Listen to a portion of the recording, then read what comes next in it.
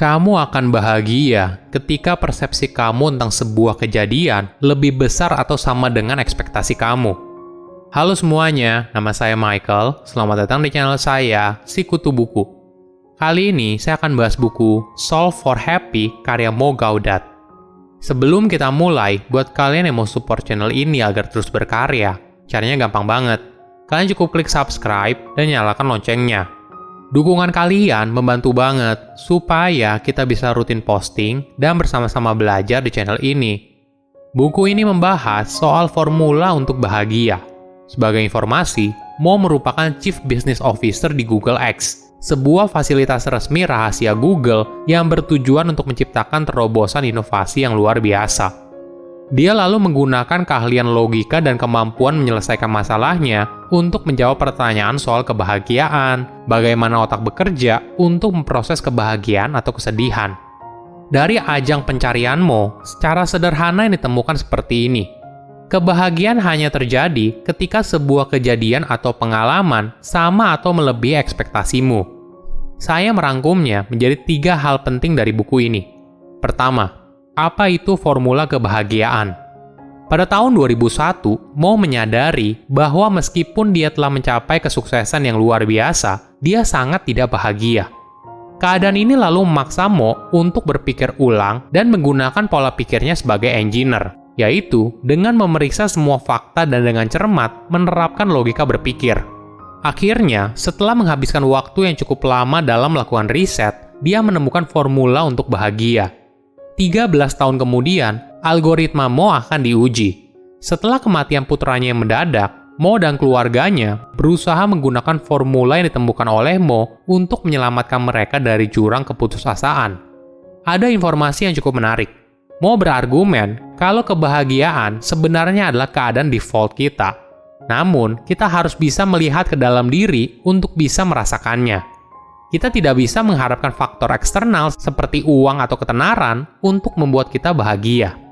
Informasi ini juga menjelaskan kenapa orang yang sukses secara finansial masih tidak bahagia.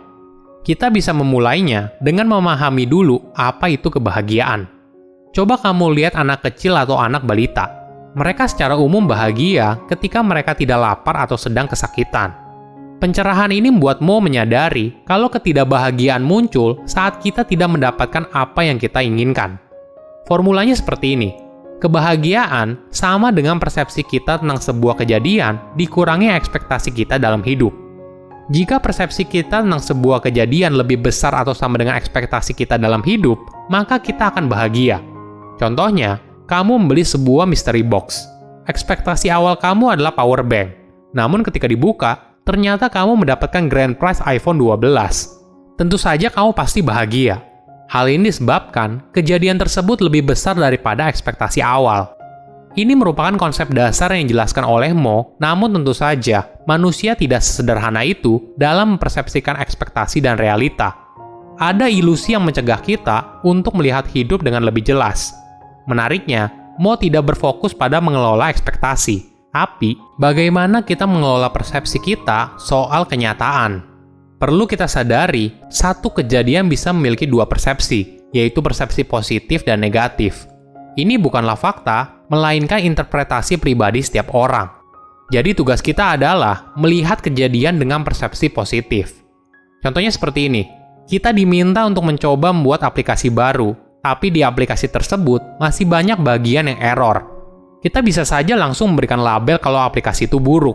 Namun, bagaimana kalau sebelum kita mencoba sebuah aplikasi baru tersebut, kita diberitahu kalau kita merupakan orang spesial pertama yang berkesempatan untuk mencoba aplikasi baru dalam versi beta? Tentu saja, hal ini mengubah persepsi kita sepenuhnya. Kedua, otak kita terbiasa negatif.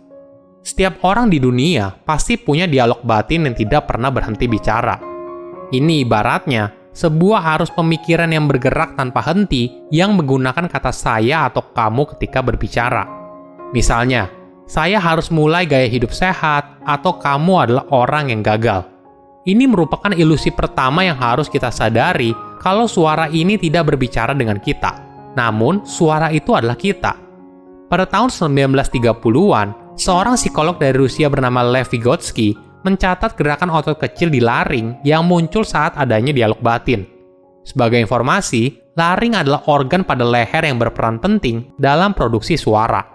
Lev pun berhipotesa kalau dialog batin itu sebenarnya adalah cara kita melakukan internalisasi ucapan. Hipotesa Lev juga dikonfirmasi oleh Ali Sharaf pada tahun 1990-an. Mereka menemukan bahwa bagian otak yang aktif saat berbicara juga aktif selama terjadi dialog batin.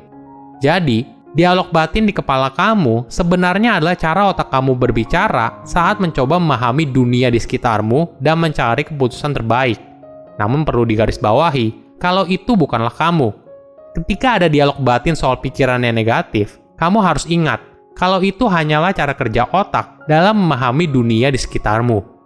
Kamu punya pilihan untuk tidak mendengarkannya atau bahkan bisa mengurangi dialog batin tersebut. Apakah kamu punya kecenderungan untuk memikirkan situasi terburuk di setiap kondisi? Tenang saja, kamu tidak sendirian. Hal ini disebabkan cara otak kita bekerja masih menggunakan gaya kuno, padahal kita sudah tinggal di era modern.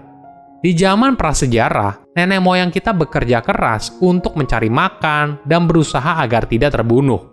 Entah itu karena hewan buas, makanan beracun, atau medan yang berbahaya.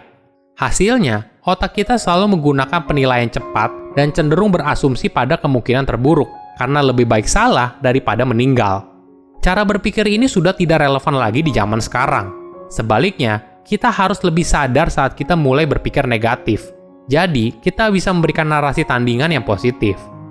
Ketiga, hidup lebih sadar. Ada sebuah fakta yang menarik. Dalam sebuah penelitian terhadap lebih dari 15.000 peserta, Matt Killingsworth dari trackyourhappiness.org mengumpulkan lebih dari 650.000 laporan tentang bagaimana perasaan seseorang selama kegiatan tertentu dan waktu yang berbeda. Matt menemukan, tidak peduli siapa mereka, di mana mereka berada, atau apa yang mereka lakukan, seseorang lebih bahagia ketika dia fokus pada saat ini. Sementara, seseorang yang memikirkan hal lain justru jauh tidak bahagia. Kamu bisa melakukan latihan sederhana agar selalu sadar di saat ini. Misalnya, dengan memperhatikan secara mendalam aktivitas yang sedang kamu kerjakan. Latihan ini akan membuatmu fokus pada apa yang kamu lakukan. Kamu juga bisa mengurangi gangguan yang ada di sekitarmu, misalnya dari TV, komputer, handphone, dan sebagainya. Luangkan waktu untuk pergi berjalan kaki di taman atau menikmati kesendirian di ruangan yang hening. Latihan ini akan sangat bermanfaat ketika kamu kembali berada di dalam dunia yang sibuk. Kita akan menyadari kalau dalam hidup banyak hal yang berada di luar kendali kita. Daripada kita sibuk berusaha mengontrol segalanya, bagaimana kalau kita mundur satu langkah dan biarkan semua hal ini menemukan keseimbangannya sendiri? Dalam hidup, kita harus belajar untuk seimbang. Jika kamu terlalu fokus bekerja, maka kamu akan kehilangan waktu untuk menikmati hidup. Tapi, jika kamu terlalu banyak menghabiskan waktu untuk bermain, maka kamu akan merasa tidak punya tujuan. Jadi yang lebih baik adalah berusaha mencari keseimbangannya, tidak terlalu banyak bermain dan tidak terlalu banyak bekerja. Kebahagiaan muncul saat kamu hidup di momen ini, persepsi hidup yang lebih positif, dan menjalani hidup yang seimbang. Silahkan komen di kolom komentar pelajaran apa yang kalian dapat ketika baca buku ini. Selain itu, komen juga mau buku apa lagi yang saya review di video berikutnya. Saya undur diri, jangan lupa subscribe channel YouTube Sikutu Buku. Bye-bye.